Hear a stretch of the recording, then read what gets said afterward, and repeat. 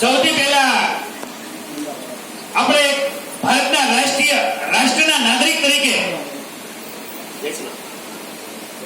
આપણે સૌ પહેલા આ દેશના નાગરિક છીએ, એટલે આપણે પહેલા ભારત માતાની જયનો નાદ કરીશું. બોલો ભારત માતા કી જય.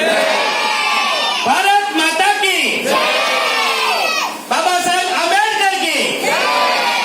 બાબા સાહેબ આંબેડકર કી જય. સંવિધાન કી જય. બોલો સંવિધાન કી જય.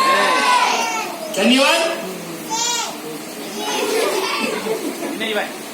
બાબા સાહેબ આંબેડકર કે જેને અમૂલ્ય ભારતનું બંધારણ ઘડ્યું છે, એવા ભારત રત્ન બાબા સાહેબ આંબેડકરને હું નમસ્કાર કરું છું.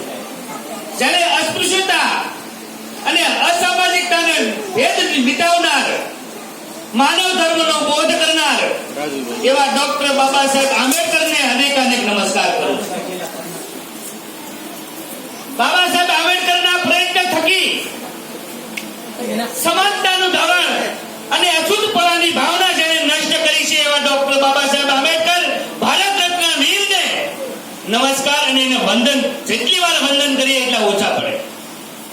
મિત્રો, આ દેશની અંદર આપણે એવું ક્યારે નહીં માનતા કે આ ડોક્ટર બાબા સાહેબ આંબેડકર એ દલિતોના નેતા છે. ડોક્ટર બાબા સાહેબ આંબેડકર એ દરેક પીડિતના નેતા છે, દરેક ગરીબના નેતા છે, દરેક પછાતના નેતા છે. बाइबल कहता है कि ईसाई बनो, भगवत गीता कहती है कि हिंदू बनो, कुरान कहता है कि मुसलमान बनो, लेकिन मेरे बाबा साहब आंबेडकर का संविधान कहता है कि इंसान बनो. मित्रों, एक गरीब दलित माताना घरे जन्मेला बाबा साहेब आंबेडकरे एना जीवननी अंदर એટલા સંઘર્ષો કર્યા છે. એને તે સમયની અંદર પણ 1915 ની અંદર ન્યુયોર્કમાં જઈને એમએની ડિગ્રી પ્રાપ્ત કરી, ઇંગ્લેન્ડના લંડનમાં જઈને ત્રણ વખત ડોક્ટરની પીએચડી ની ડિગ્રી પ્રાપ્ત કરી અને માત્ર 24 વર્ષની ઉંમરે એક દલિત નેતા તરીકે ઉભરી આવ્યા. એ આપણા ડોક્ટર બાબા સાહેબ આંબેડકર. મિત્રો, આપણે માટે તો આપણે સૌ વિચારતા હોઈએ, આપણા પરિવાર માટે પણ આપણે સૌ વિચારતા હોઈએ છીએ. ઘણા બધા એવા લોકો છે જે પોતાના મિત્રો અને સગા સંબંધી માટે પણ વિચારે છે, પરંતુ ખૂબ ઓછા લોકો એવા હોય છે કે જે સમગ્ર લોકો માટે, સમગ્ર માનવ જાત માટે વિચારતા હોય. અને એવા મહાપુરુષ હોય એને એની કર્તવ્ય નિષ્ઠાને આપણે ધન્યવાદ આપવા ઘટે. જો મિત્રો, આવા વ્યક્તિ કે જેને આખી જન્મથી જીવન સુધી જેને પીડાઓ ભોગવી હોય, કષ્ટ ભોગવા હોય, ડગલે ને પગલે જેને સહન કર્યું હોય, અને એવા વ્યક્તિના હાથમાં જ્યારે ભારતના બંધારણનો દસ્તાવેજ બનાવવાનો વખત આવે અને ત્યારે જો મિત્રો મારી કે તમારી જેવો સામાન્ય માણસ હોત ને, તો આ બંધારણની અંદર તેને ભોગવેલી પીડાઓ, કટુતાઓ અને બદલાની ભાવનાઓ તેમાં પ્રગટ થઈ હોત.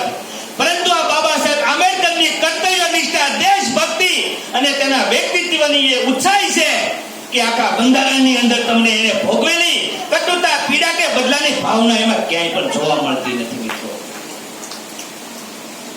મિત્રો, આપણો દેશ 15મી ઓગસ્ટ 1947 ના રોજ આઝાદ થયો, પરંતુ ખૂબ ઓછા લોકો જાણે છે કે 26મી જાન્યુઆરી 1950 સુધી આ દેશની અંદર લોર્ડ માઉન્ટબેટન નામનો અંગ્રેજ જનરલ પોતાની પાસે સત્તા હાંસલ કરીને બેઠો હતો. કારણ કે આ દેશ પાસે કાયમી બંધારણ ન હતું. એટલે આ દેશ આઝાદી થયો ત્યારબાદ તેના 15 દિવસ પછી 30 જાન્યુઆરી 1947 ના રોજ ડોક્ટર બાબા સાહેબ આંબેડકરના વડપણ નીચે 308 સભ્યોની એક પુષ્ટા સમિતિનું ગઠન કરવામાં આવ્યું. અને આ સમિતિને આપણા ભારત દેશનું બંધારણ કરવાની જવાબદારી સોંપવામાં આવી. અને લગભગ 2 વર્ષ 11 માસ અને 18 દિવસ પછી ડોક્ટર બાબા સાહેબ આંબેડકરના વડપણ નીચે થયેલી રચનાએ ભારતને બંધારણનું સ્વરૂપ આપ્યું અને તેને 26મી જાન્યુઆરી 1950 ના રોજ ભારતની ભૂમિ ઉપર તેને કાયદાનું સ્વરૂપ આપવામાં આવ્યું. અને ત્યારથી આપણે આ બંધારણ જ્યારે અમલમાં આવ્યું છે તેને આપણે 26મી જાન્યુઆરી પર આપણા રાષ્ટ્રીય પર્વ તરીકે ઉજવીએ છીએ. મિત્રો, બાબા સાહેબ આંબેડકરે એક સરસ સૂત્ર આપેલું કે આઝાદી, ભાઈચારો અને બરાબરી. મિત્રો, જો આ સૂત્રને સાર્થક કરવામાં આવે ને તો આ દેશની અંદર કોઈ પણ નાગરિક અસમાનતાનો અનુભવ ન કરે. કોઈ પણ વ્યક્તિ પોતાની જાતને દરિદ્ર, દુખિયારો, બિચારો, બાપડો ક્યારેય ન અનુભવે, અછૂત ક્યારેય ન અનુભવે. આ સૂત્રને જો ચરિતાર્થ કરવામાં આવે તો આપણે શા માટે માય કાંગડા બનીને જીવીએ? આપણા બંધારણીય હકો કે બાબા સાહેબ આંબેડકરના બંધારણની અંદર આ દેશની અંદર દરેક નાગરિકને એક સરખો સમાન અધિકાર આપવામાં આવ્યો છે. કોઈ પણ વ્યક્તિ ઉચ્ચ નીચ અછૂત નથી. આ બંધારણીય હક છે. કોઈ પણ વ્યક્તિ આ દેશનો સમાન છે. આપણે શા માટે બિચારા બાપડા, દુખિયારા કે દરિદ્ર હોઈએ? મને એક સંસ્કૃતનો શ્લોક યાદ આવે કે અશ્વમ ધ્વજમ નેવમ વ્યાઘ્રમ નેવમ નેવચ અજા પુત્ર બલિ વિદ્યા દેવો દુર્બલ ઘાતકા. આ સંસ્કૃતના શ્લોકનો અર્થ કઈક એવો થાય કે બલિ ચડાવવામાં આવે તો કોની ચડાવવામાં આવે? વાઘની. બલિ ચડાવવામાં આવે તો કોની ચડાવવામાં આવે? હાથીની કે સિંહની બલિ ચડાવવામાં આવે કે નહીં? તો કોની ચડાવવામાં આવે? અજા પુત્ર બલિ વિદ્યા. બે કરતા બકરીના બચ્ચાની બલિ ચડાવવામાં આવે. કહેવાનો મતલબ છે કે ઈશ્વર પણ દુર્બળ વ્યક્તિ ઉપર પેલો ઘા કરતો હોય એટલે આપણે નાના સુના ક્યારેય નથી. આપણે પણ સિંહની જેમ ત્રાળ બારીને જીવતા શીખવું પડશે. આપણે ત્યાં કોઈનું લઈ લઈએ છીએ. આપણે મહેનત મજૂરી કરીને જીવનારો વર્ગ છીએ. મિત્રો, આ બાબા સાહેબ આંબેડકર આ દેશના બંધારણીયના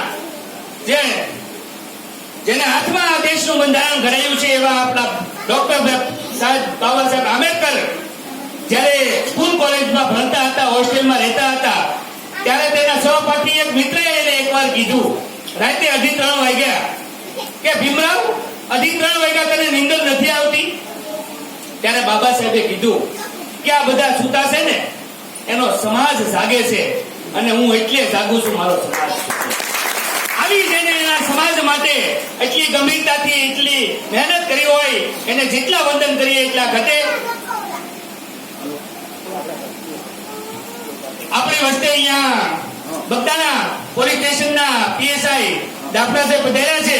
તેઓને પુષ્પગુચ્છથી સ્વાગત કરવા માટે હું હરેશભાઈ અને રાજુભાઈ સામાજિક ન્યાય સમિતિના ચેરમેનને વિનંતી કરીશ કે આપણે પીએસઆઈ સાહેબનું પુષ્પગુચ્છથી સ્વાગત કરશે. આપણે જોરદાર તાળીઓ.